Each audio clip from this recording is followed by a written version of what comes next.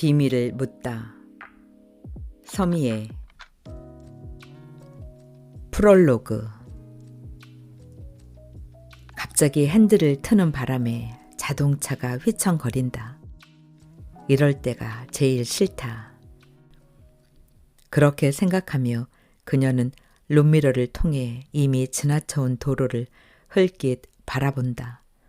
하지만 그녀를 놀라게 했던 물체는 저만큼 떨어져 있고 뒤따라 꼬리를 무는 자동차들 덕분에 더 이상 흉한 모습은 보이지 않는다. 시골길을 달리다 보면 이따금 만나게 되는 동물의 시체. 그 위로 몇 대의 자동차가 지나가면서 어느새 종이 박스처럼 납작하게 도로 위에 말라붙어 있는 그것들을 몇 번 지나친 적이 있다. 하지만 오늘은 죽은 지 얼마 되지 않은 듯 타이어로 인해 흐트러진 살이며 내장이 그대로 보이고 주위의 피도 선명했다. 차라리 표지판이나 쳐다보고 갈 것을, 하필이면 도로에 눈길을 주고 있었을까.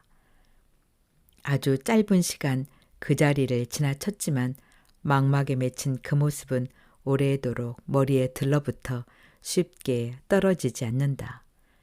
그녀는 일부러 라디오 볼륨을 올렸다. 조금 전 본 도로 위의 짐승은 하루도 지나지 않아 잊을 것이다.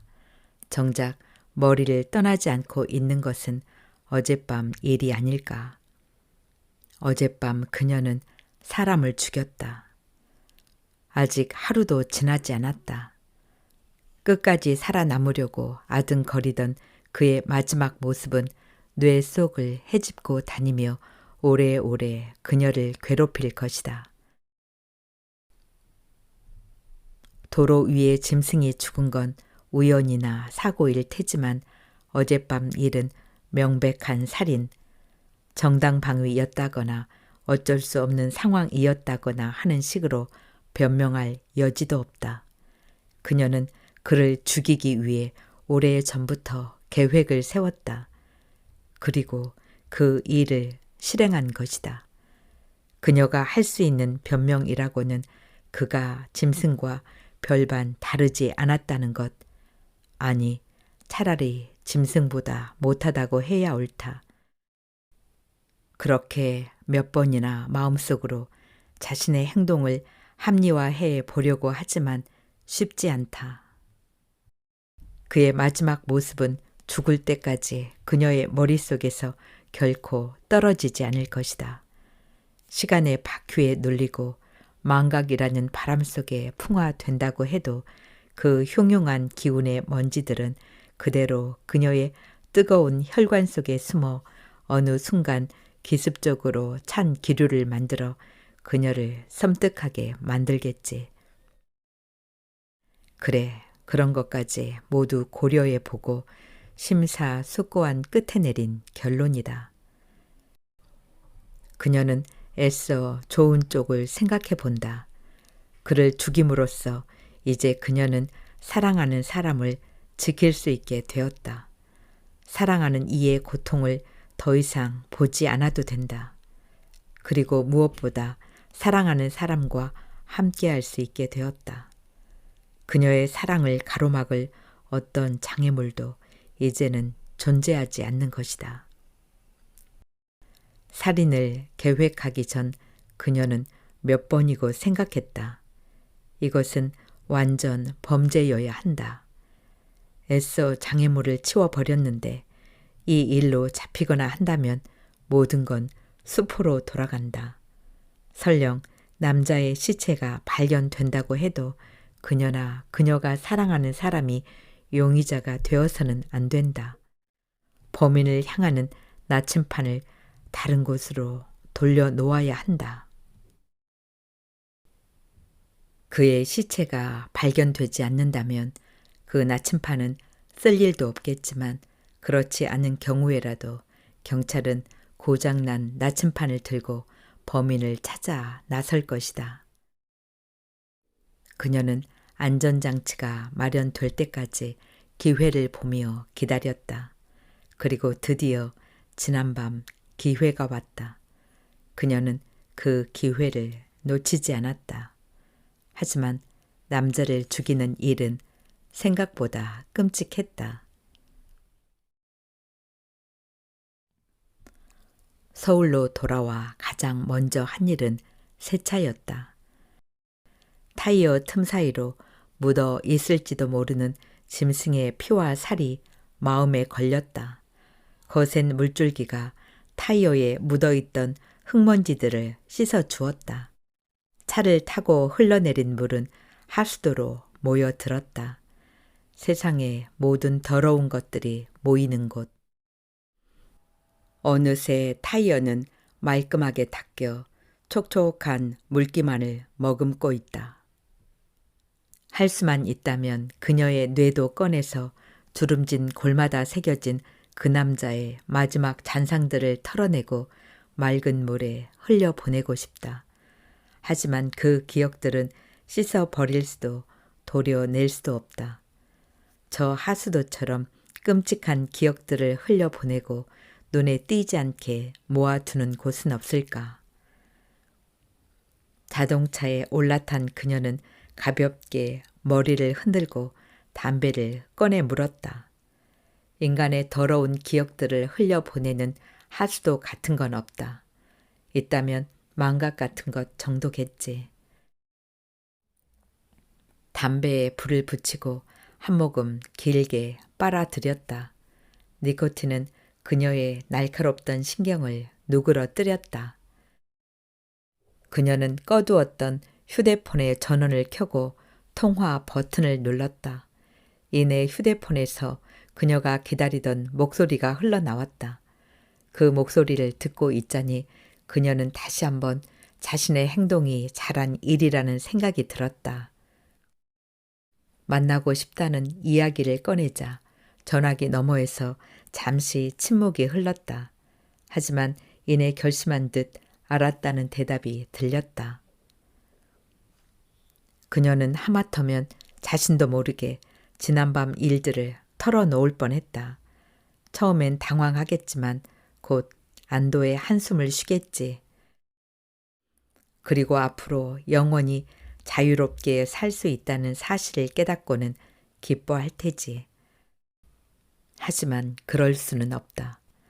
마음속에 평생 짐을 지고 가야 할 사람은 그녀 한 사람으로 족하다. 혼자만 알고 있는 비밀로 이 일은 땅속 저 깊은 곳에 묻어 두어야 한다.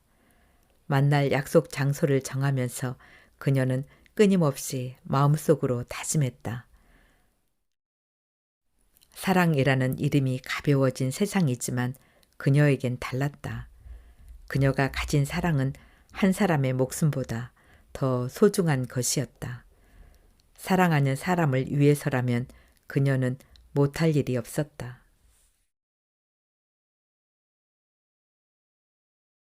뭐 좀 신선한 거 없어?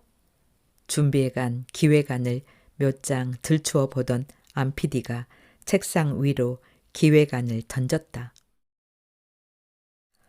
한마디로 자기 입맛에 맞는 기획안을 다시 준비해 오라는 소리다.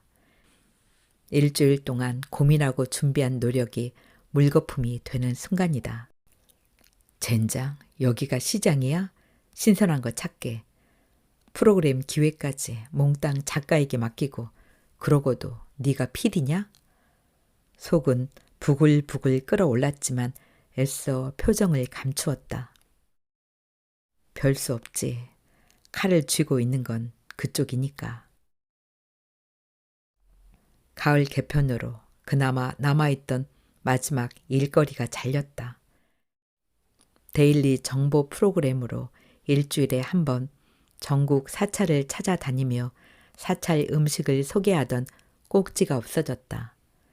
웰빙 바람 덕분에 한동안 인기를 끌던 코너였지만 사찰 음식이라고 해봐야 늘 그나물의 그 밥처럼 보였는지 1년도 채우지 못하고 6개월 만에 막을 내리게 된 것이다.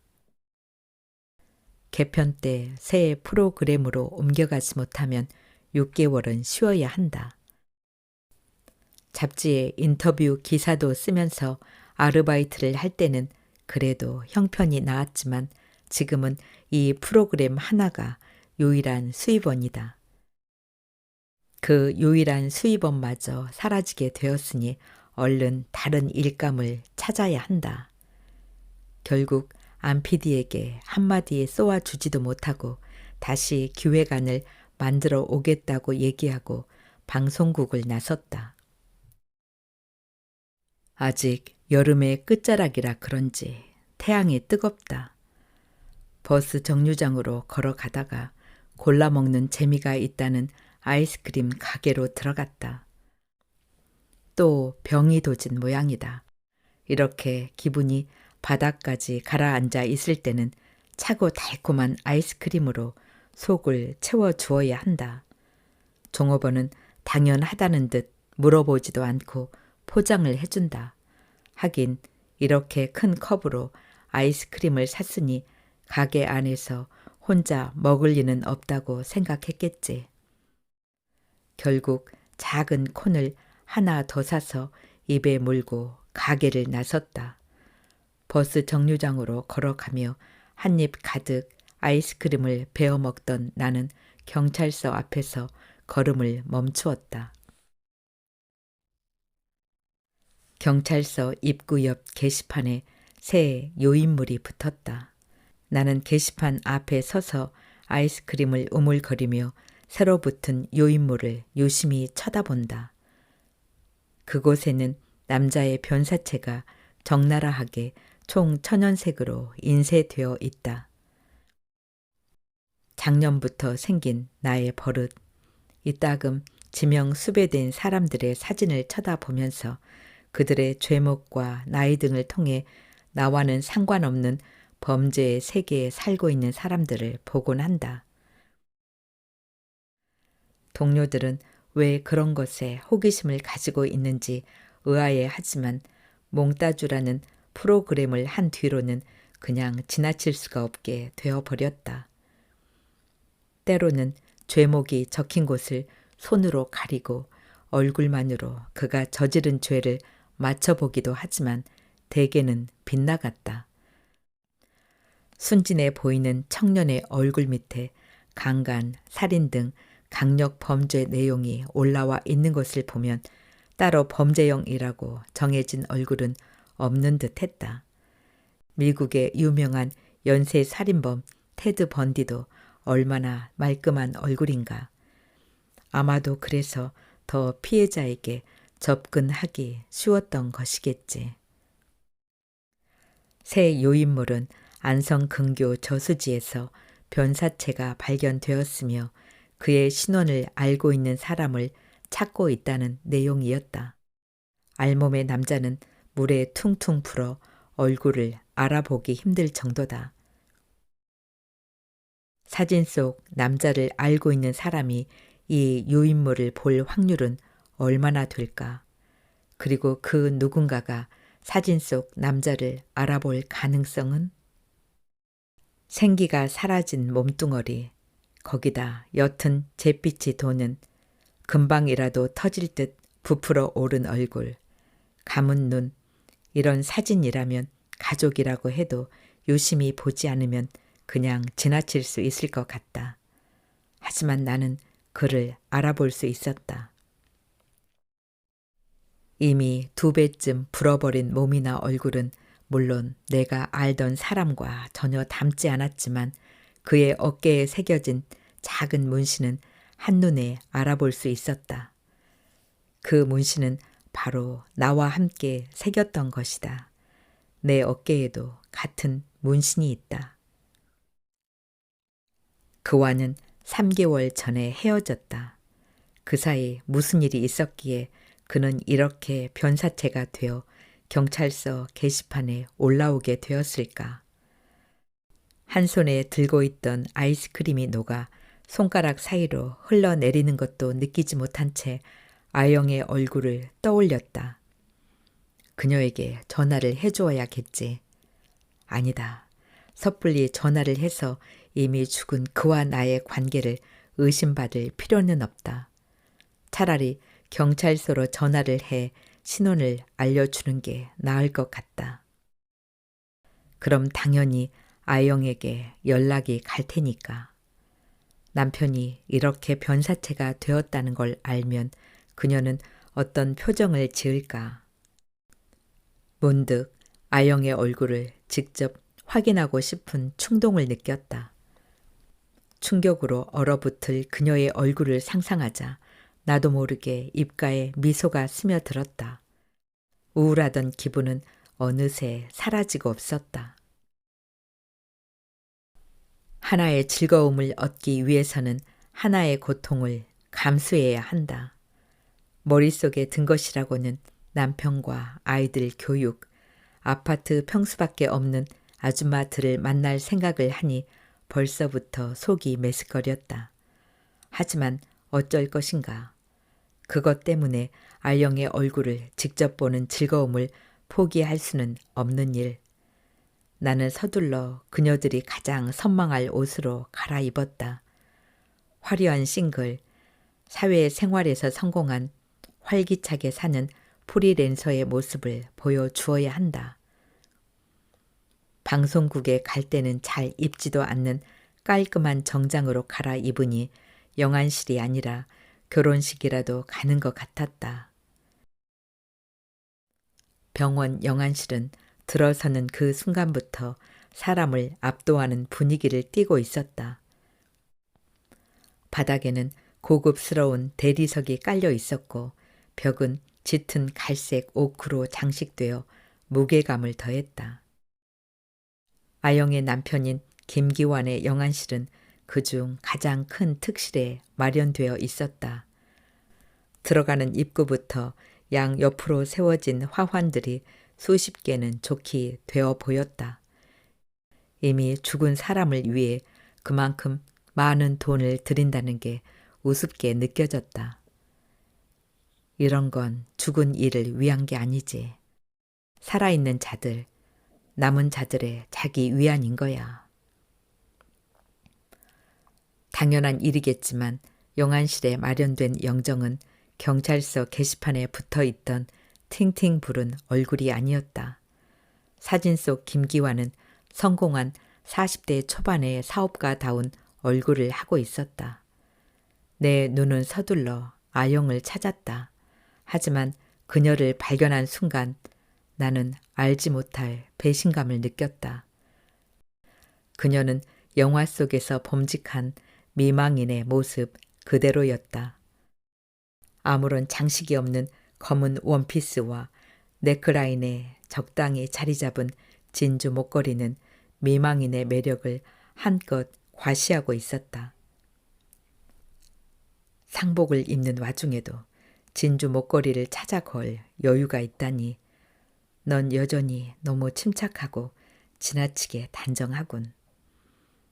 남편이 객사한 상황에서도 흐트러짐 하나 없는 모습으로 앉아있는 그녀는 내게 위화감마저 느끼게 했다. 아영은 나를 보자 가볍게 고개를 끄덕이며 눈인사를 했다. 며칠 동안 잠도 자지 못했을 텐데 창백한 그녀의 모습은 오히려 도발적인 아름다움마저 느끼게 한다. 속마음이야 어찌 되었든 나는 한껏 걱정스러운 얼굴로 그녀에게 다가가 손을 잡았다. 어떻게 된 거야? 연락받고 얼마나 놀랐는지 몰라. 바쁜데 와줘서 고마워. 우선 인사부터 할래? 나는 아영이 이끄는 대로 한편에 놓인 국화꽃 한 송이를 가져다 영정 앞에 내려놓았다. 촛불에 향을 피우고 자리에 앉아 잠시 영정을 바라보았다. 그와는 1년 정도 만났다. 경제 다큐멘터리를 준비하면서 우연히 만난 뒤 함께 저녁을 먹으며 노골적으로 그에게 접근했다. 일주일에 한 번 정해진 시간에 호텔에서 만나 섹스를 했다. 한 번도 외박을 한 적은 없다. 아마도 그만의 철칙인 듯 싶었다. 나 역시 굳이 그를 붙잡아 밤을 함께 보내고 싶은 마음은 없었다. 그러기에는 나 역시 바쁜 몸이니까. 그는 아내의 친구와 만나는 것에 대해 전혀 신경 쓰는 것 같지 않았다. 그와 만나고 2달쯤 지난 뒤 내가 먼저 아영에 대해 물었다. 우리 관계 아영이가 눈치채지 않았어요? 글쎄, 그럴 수도 있고 아닐 수도 있겠지. 그 말은 아영이가 알아도 상관없다는 뜻인가요? 내가 먼저 말하지 않는 한 설령 눈치챈다고 해도 물어볼 여자는 아니지. 그는 자신의 아내에 대해 잘 알고 있었다. 자존심 강한 아영은 남편의 외도를 알아챈다고 해도 그 일로 상대방 여자를 찾아가 머리를 쥐어뜯거나 남편의 얼굴에 손톱 자국을 낼 여자는 아니다. 재미없어. 처음엔 나도 그렇게 느꼈지. 하지만 살다 보니 그것도 꽤 괜찮은 장점이더군. 조금은 스릴을 느끼고 싶었는데. 아내가 알길 바라는 투로군. 사실 그래요. 그는 조금 의외라는 듯 나를 쳐다보았다. 나는 그의 벗은 몸에 올라타며 그를 내려다 보았다. 그의 가슴에 난 털을 손가락으로 쓸어내리며 솔직히 속내를 털어놓았다. 난 아영이만 보면 이상하게 경쟁심이 생겨요. 고등학교 때부터 그랬죠. 아영이가 좋아하는 선생님이 있으면 내가 더 사랑받기 위해 애썼고 아영이가 가진 건 뭐든 나도 가지고 있어야 성이 찼어요. 가지지 못하면 아영이가 가진 걸 빼앗는 거죠. 가슴에 난 작은 젖꼭지를 비틀자 그의 입에서 나직한 신음소리가 새어나왔다. 나를 유혹한 것도 그 경쟁심 때문인가? 안 되나요? 하지만 난 아내가 가진 물건 중 하나가 아니야. 뺏거나 가지거나 할 수 있는 게 아니라고. 당신을 빼앗아 내 남편으로 만들 생각은 없어요. 그러면 이미 당신 매력은 사라질 테니까. 그의 가슴에 입맞춤을 하며 나는 왜 그에게 이런 이야기까지 털어놓는지 스스로도 이해할 수 없었다. 어쩌면 그가 더 이상 내게 가까이 오는 것을 막고 싶었는지도 모른다. 이미 말했듯이 내가 그를 만나는 이유는 그가 바로 아영의 남편이기 때문이니까. 그날 집으로 돌아가지 말라는 내 말을 웃음으로 흘리고 그는 호텔을 나갔다. 그는 정확히 내가 하는 말을 이해했다.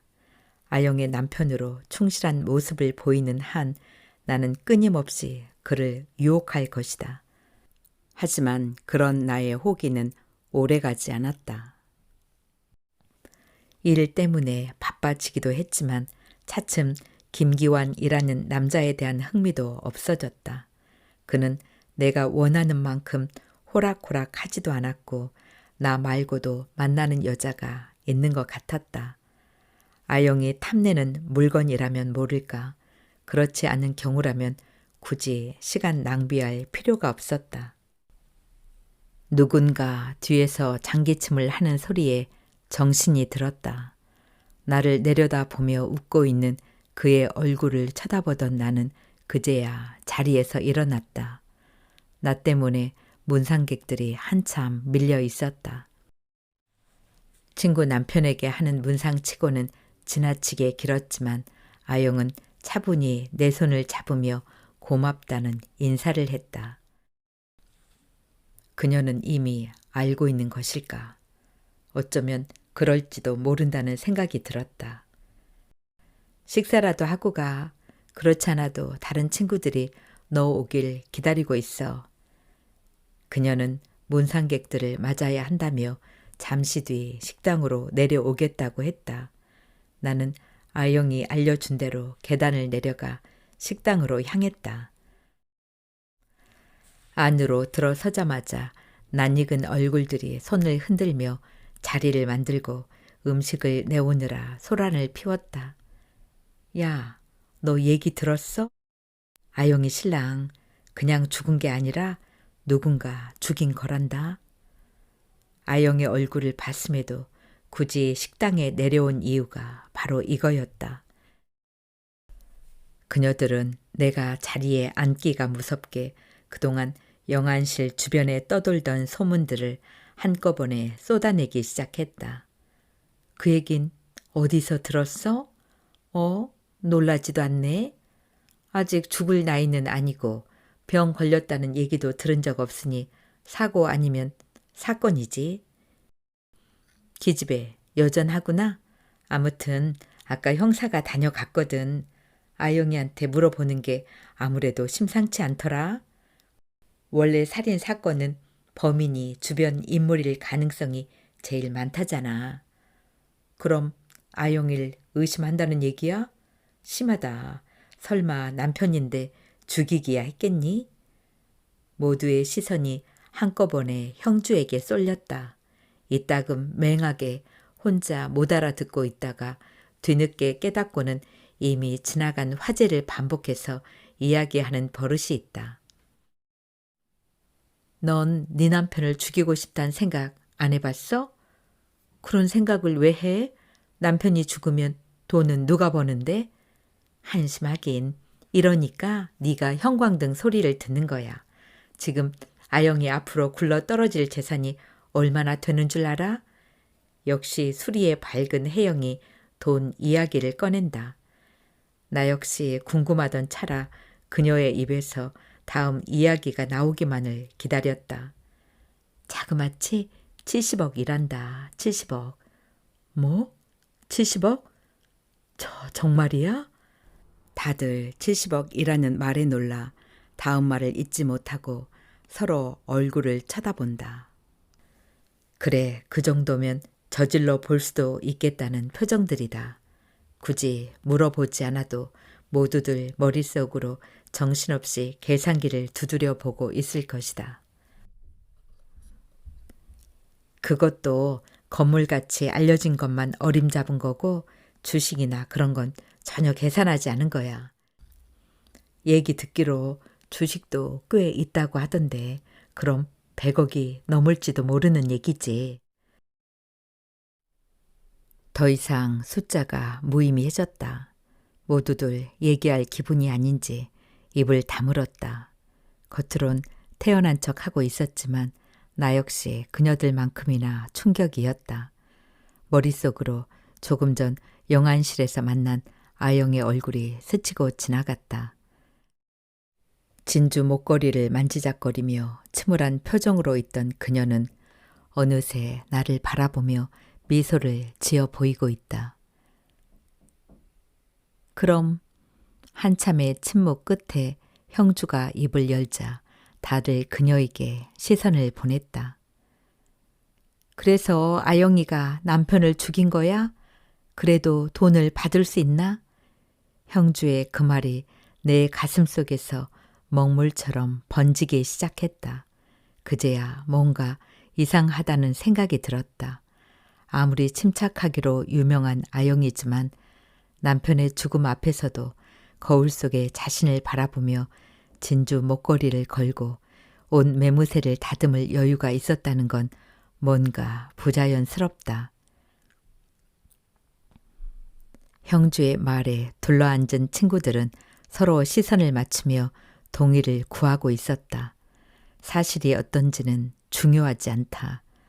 조금의 망설임도 없이 그녀들의 머릿속에서 아영은 이미 살인자로 자리 잡고 있었다. 아니, 그래야 했다. 그렇지 않다면 아영이 얻게 되는 엄청난 부를 고스란히 지켜보며 며칠 밤잠을 설쳐야 할 테니까. 아영의 집을 찾아간 건 장례식이 끝나고 일주일쯤 지난 뒤였다. 그 사이 영안실에서 만났던 동창들에게 한두 번 전화를 걸어 아영의 소식을 떠보았지만 그들 역시 달리 아는 것이 없었다. 뉴스에도 나오지 않는 사건이라 수사가 어떻게 진행되고 있는지 알 수 없었다. 그렇다고 경찰에 전화를 걸어 알아볼 수도 없는 일. 결국 직접 아영을 찾아가는 방법을 택했다. 병원에 다녀온 뒤로 호기심은 걷잡을 수 없이 자라나고 있었다. 머리가 복잡해서 기획안조차 제대로 진행되지 않았다. 안 PD와 약속한 일주일을 넘기고도 여전히 새로운 기획안은 시작도 못하고 있었다. 하지만 지금 그런 것은 아무래도 좋았다. 머릿속에는 아영이 받게 될 100억이라는 어마어마한 돈이 계속 나를 괴롭혔다. 내가 가질 수 없다면 너도 가지게 할 수 없어. 그게 솔직한 심정이었다. 그렇다면 아영이 남편을 죽였는지 확인하는 수밖에 없다. 그럴 가능성은 충분히 있다. 아영의 집은 성북동 언덕에 자리 잡고 있었다. 푸른 잔디가 보기 좋게 깔린 정원과 유리창에 시원하게 보이는 2층 건물은 그들 부부만 살기에는 지나치게 넓어 보였다. 이미 남편도 죽었으니 이제 이 집은 아영이 독차지하겠지. 문득 10평도 안 되는 내 오피스텔이 떠올랐다. 건물 옆 차고에는 자동차 2대가 들어 있었다. 날렵한 모양의 은빛 외제 승용차 1대, 평범한 검은색 국산 중형차 1대. 김기환이 타고 다니던 차는 보이지 않았다. 내 또래 여자가 나를 정원 한쪽에 놓인 테이블로 안내했다. 등나무 그늘이 시원해 보였다. 의자에 앉아보니 성북동 한쪽 주택가가 눈 아래 내려다 보였다. 그동안 아영이 어떻게 살았는지 한눈에 알 수 있었다. 나도 모르게 입술을 깨물었다. 고작 그녀의 남편과 잠자리를 몇 번 했다고 그녀가 가진 것들을 빼앗을 수 있다고 자위했던 내가 한없이 초라하게 느껴졌다. 조금 전 나를 안내했던 여자가 차를 들고 나왔다. 쟁반에는 빛깔 고운 오미자 차와 함께 솔잎을 빻아 색깔을 넣은 떡이 한 조각 놓여 있었다.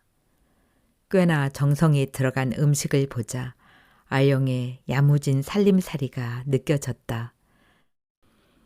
나는 여자에게 미소를 지어 보이고 찻잔을 들었다.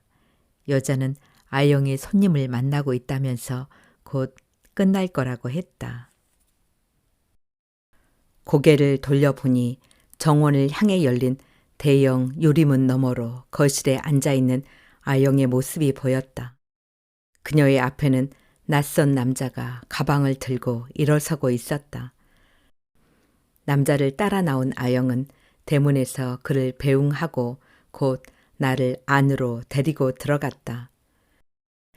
미안해, 변호사랑 끝낼 얘기가 있어서. 짐작한 대로 그 낯선 남자는 변호사였다. 거실에 들어선 아영은 탁자 위에 놓인 서류들을 챙겨 들고 장식장 서랍을 열었다. 서랍 속에서 무엇을 보았는지 아영은 서류를 집어넣는 것도 잊은 채 한동안 멍하니 안을 바라보며 서 있었다. 아영아, 괜찮아? 아영은 그제야 서랍 한쪽에 서류를 챙겨 넣고 안에 있던 종이 뭉치를 꺼냈다.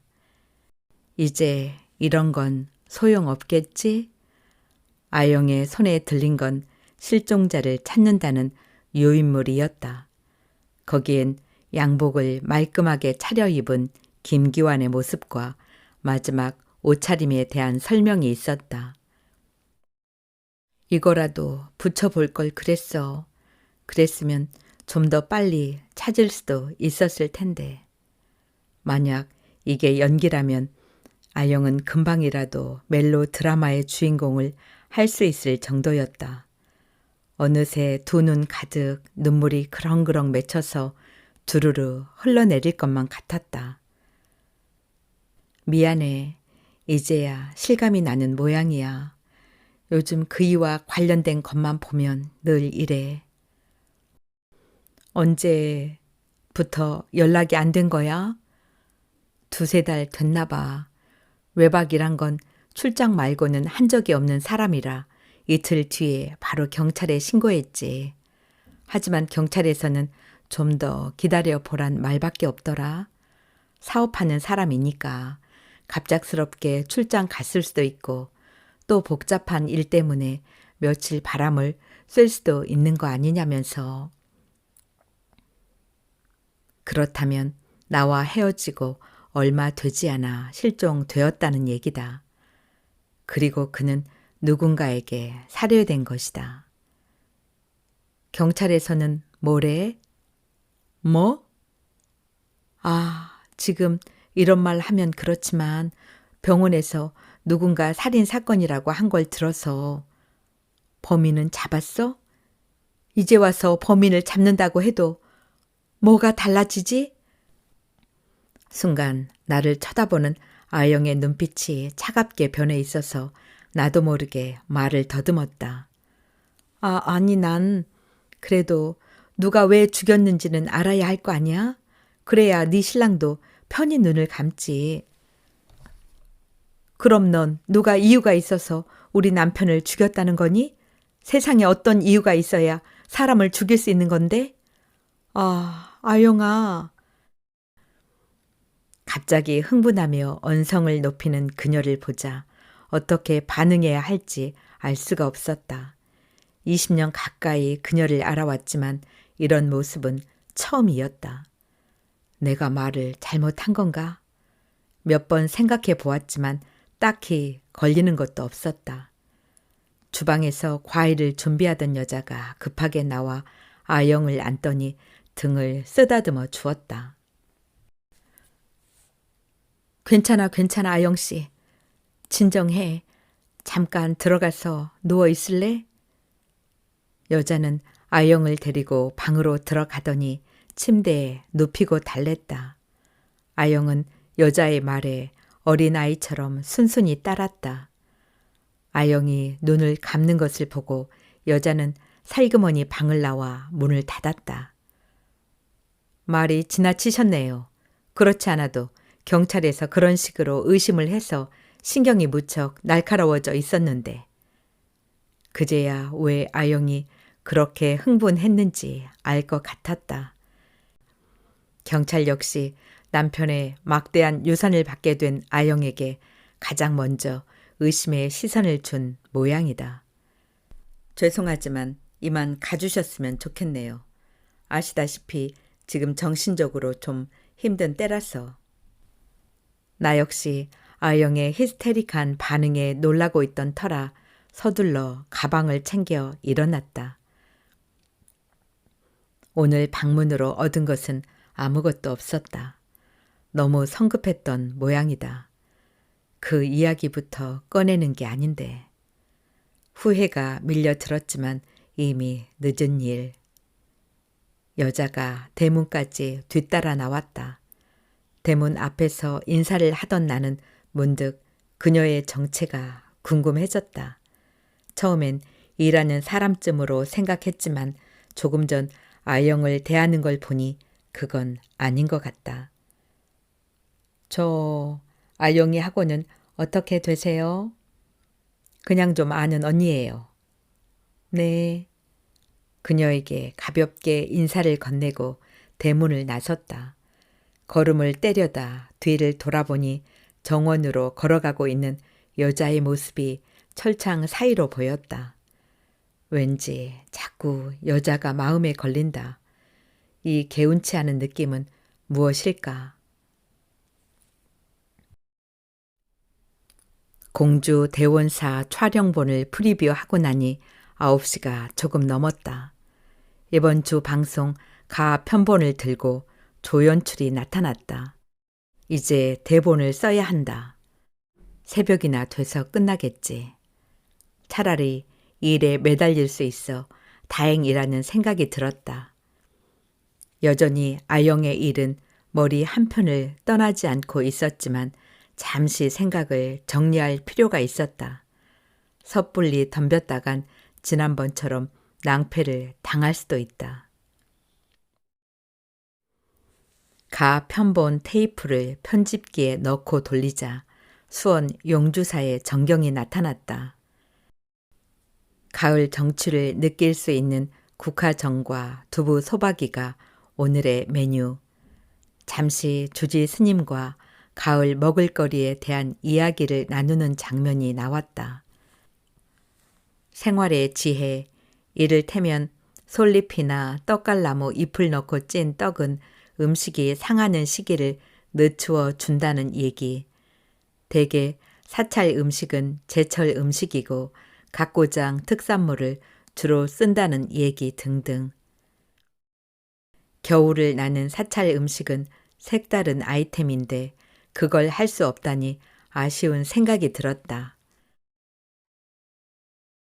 몇 번이고 다시 돌려 스님의 이야기를 듣다가 문득 짜릿한 전율이 척추를 타고 흘렀다. 미처 테이프를 뺄 생각도 하지 않고 서둘러 사무실로 뛰어갔다. 아직 조연출은 자리에 있었다.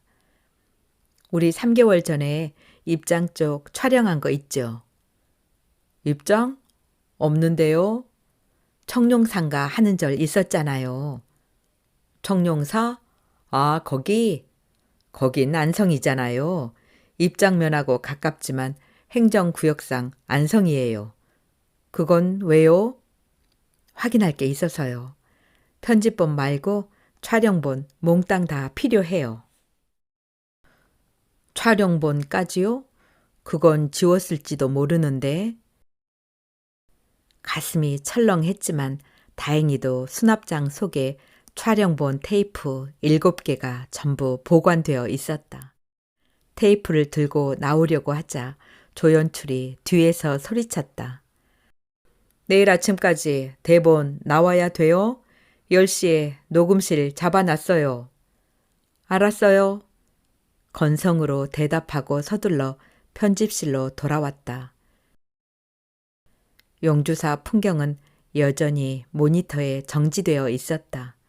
서둘러 용주사 테이프를 빼고 청룡사 테이프를 집어넣었다. 빠르게 돌려보면 서너 시간이면 충분하다. 아니, 필요한 그림이 어디 있는지만 찾으면 되니 1시간 안에 끝날 수도 있다. 원고를 쓸 시간은 충분히 남아있다.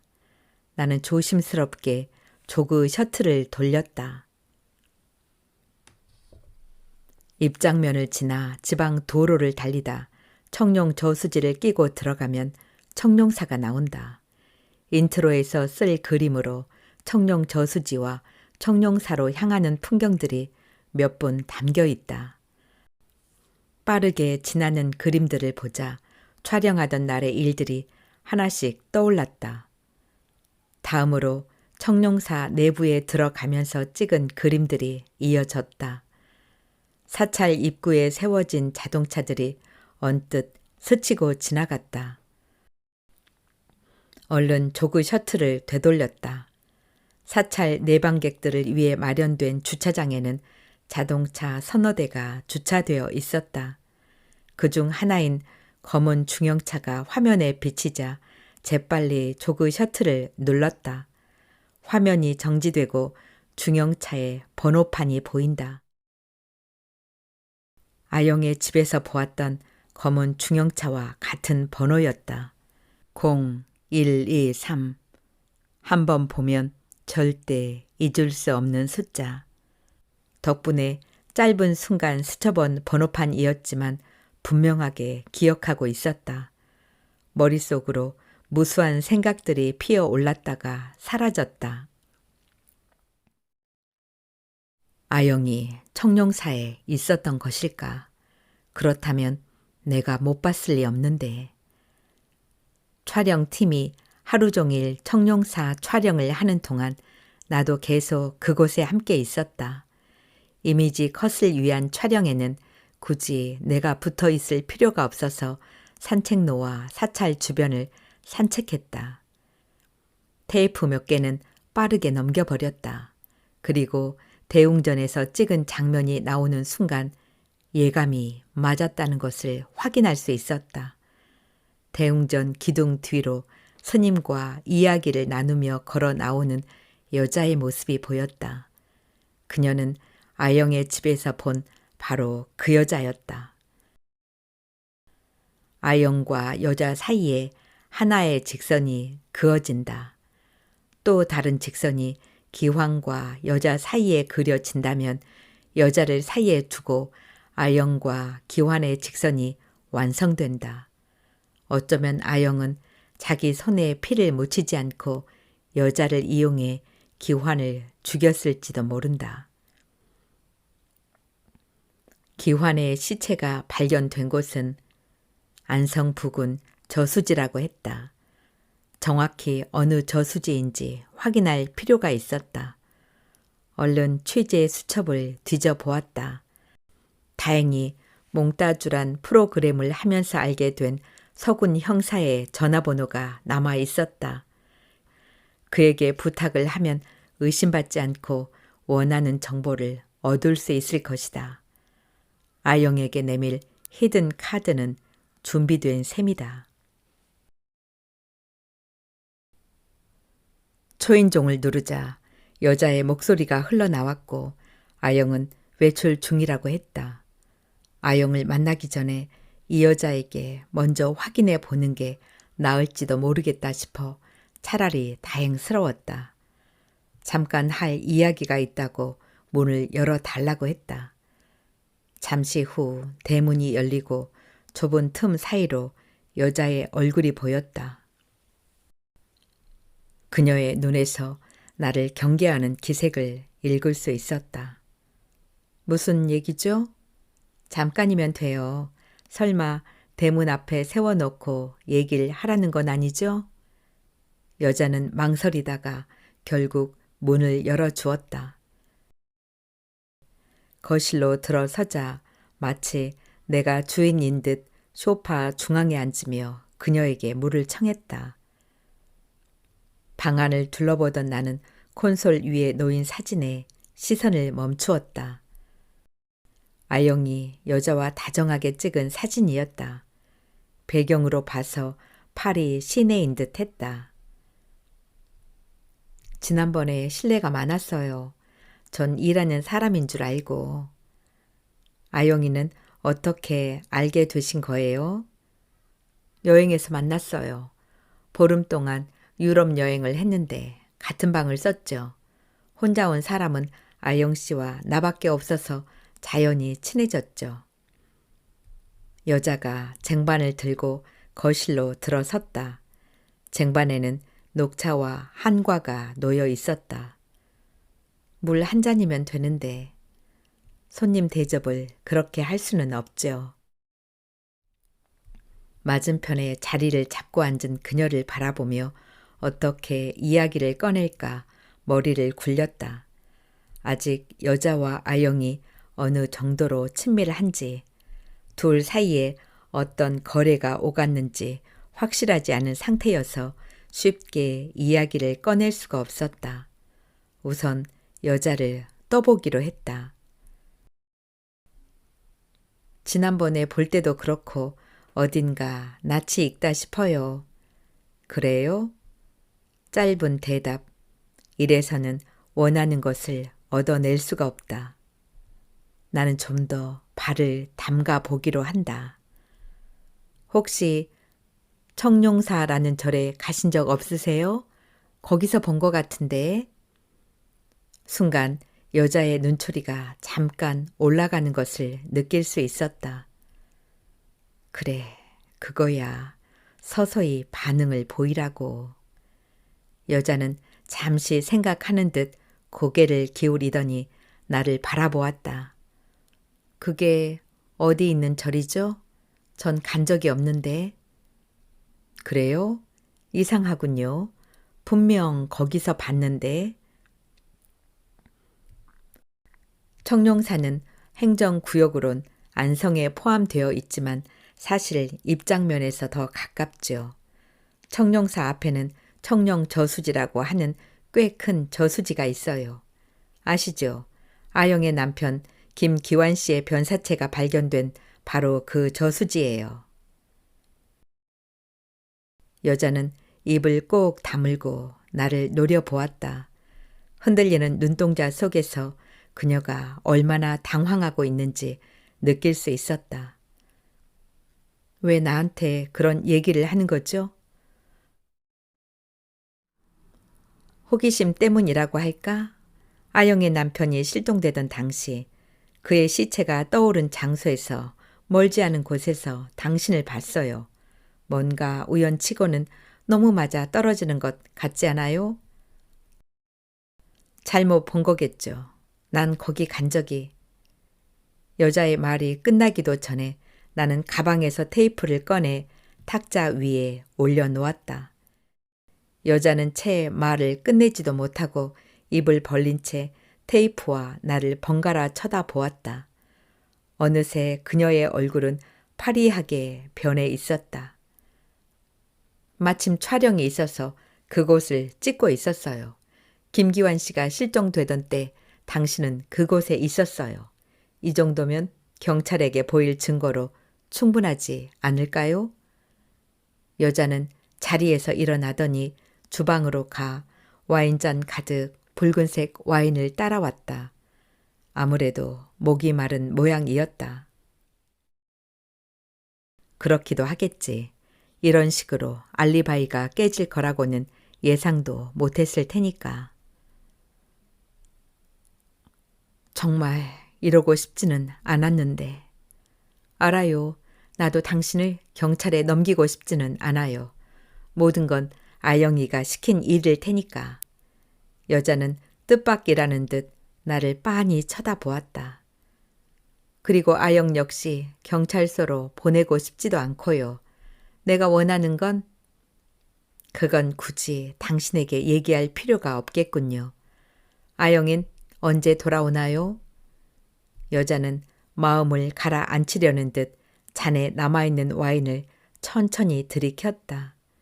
나 역시 어려운 고비를 넘겼다는 생각에 갈증이 일었다. 내 앞에 놓인 잔을 들어 녹차를 마셨다. 녹차는 이미 식어 있었고 티백을 오래 담가서 그런지 약간 쓴맛이 났다. 와인잔을 내려놓은 여자는 천천히 잔을 돌리며 나를 쳐다보았다. 청룡사에서 나를 봤다면 당신도 거기 있었다는 거군요. 어느새 여자의 목소리는 본래의 차분한 목소리로 돌아와 있었다. 돌변한 그녀의 목소리에 나도 모르게 불안한 예감이 들었다. 머릿속에서 비상벨이 요란하게 울렸다. 위험해. 뭔가 잘못됐어. 여자의 표정 역시 조금 전과는 달리 자신감에 차 있었고 희미하게 미소마저 짓고 있었다. 우리 둘 다 그곳에 있었다면 굳이 내가 범인이어야 할 이유가 있을까요? 오히려 나보다는 김기환과 내연의 관계에 있던 당신에게 더 혐의가 있지 않을까요? 무슨 얘기예요? 김기환과 헤어졌다면 그걸로 끝냈어야지. 그리고 모든 걸 잊었으면 이렇게까지는 되지 않았을 텐데. 갑자기 속이 뒤틀리기 시작했다. 이마에서 식은땀이 배어 나오면서 묵직한 고통이 밀려들었다. 이 여자는 누구지? 정체가 뭐기에 김기환과 나 사이를 알고 있는 거지? 변사체의 신원을 경찰에 알려준 것도 당신이지. 신원을 확인할 수 없는 알 몸뚱이인데도 잘도 알아봤군. 하긴 그 어깨에 새긴 문신을 어떻게 몰라보겠어? 당신 어깨에도 같은 것이 새겨져 있으니 말이야. 고통은 시야까지 흐리게 만들었다.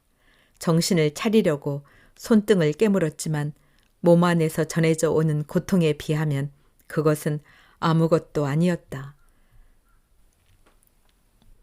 내가 왜 거기까지 갔다고 생각해? 김기환은 왜 하필 당신이 촬영하는 그곳에서 실종되었을까? 이거야말로 우연치고는 너무 맞아 떨어지는 것 같지 않아? 안 되는데. 이대로 무너지면 안 되는데. 의식은 아직 남아 있었지만 서서히 기운이 빠져갔다. 안간힘을 쓰고 두 눈을 부릅떴지만 그녀의 모습은 허공을 빙빙 돌고 있었다. 당신 일로 할 얘기가 있다고 했더니 금방 달려오더군. 그 사람은 의심도 하지 않고 나를 따라왔어.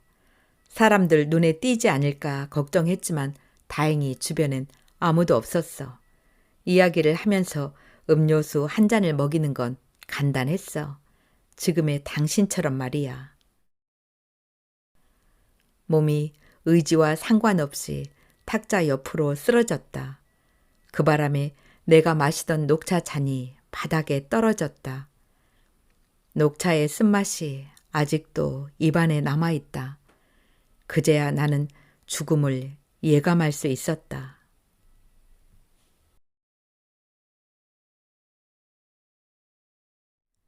에필로그. 그녀는 손에 묻은 흙을 털어내며 자리에서 일어났다. 어느새 어슴풀에 아침이 밝아오고 있었다. 한쪽에 걷어두었던 잔디를 다시 제자리에 덮고 발로 꾹꾹 밟았다. 김기환의 시체도 땅에 묻었더라면 어땠을까? 그렇다면 이런 힘든 경험을 다시 하는 일은 없었겠지. 여자가 다시 찾아오리라고는 예상은 했다. 그때 여자는 대문 밖에서 한동안 떠나지 않고 자신을 바라보고 있었다. 사실 이렇게까지 할 생각은 없었다. 덫을 놓기는 했지만 그 덫이 홀로 버려져 녹슬어 버리다가 결국 망가지길 바랐다. 하지만 여자는 욕심 때문에 스스로 덫에 걸려든 것이다. 여자가 아영을 만나겠다는 말만 하지 않았어도 여자가 아영에게 원한 것은 무엇이었을까? 역시 돈이겠지. 아영의 다른 친구들처럼 그녀 역시 기환의 죽음을 진심으로 슬퍼하고 있는 아영을 의심했다. 돈 때문에 살인을 했을 거라고. 글쎄, 다른 사람이라면 몰라도 아영은 그럴 여자가 아니다. 그것은 누구보다 그녀가 잘 알고 있다.